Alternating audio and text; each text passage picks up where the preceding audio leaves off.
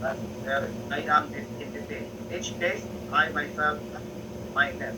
We have own self, owning ourselves. So also, is phenomenon that showing itself in itself signifies a distinctive way in which something can be encountered. Take note of the word phenomenon. Phenomenon, and on its own, showing itself. Take note of the word showing. Come on, showing. It, showing itself in itself. The mindness signifies an instinctive way which something can be encountered. Something can be encountered and all.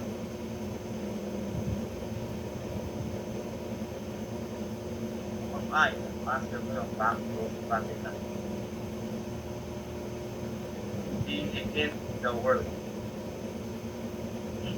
So, we have the world, may question mark at taas. So, meaning to say, the word, being in the world, that's sign of,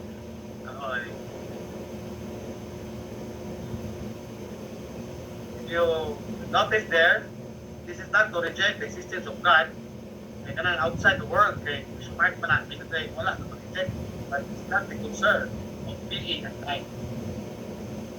So, para makita ang meaning ng question mark, outside the world, we need this kind of hermeneutics.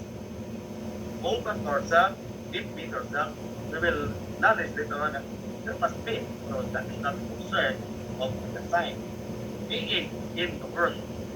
Tignan to, the book is that being and time. Nasa sa libutan. So, outside the world, take it as a question. So, not that. So, we are not so sure of that. And we don't have capacity to know. So, later on, we will get the meaning.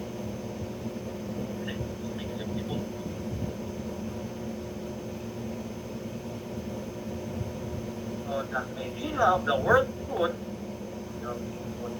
of the world in general, what can be meant by describing the world phenomenon? World as phenomenon. It should be a phenomenon, appearance, things that appears to you, the world.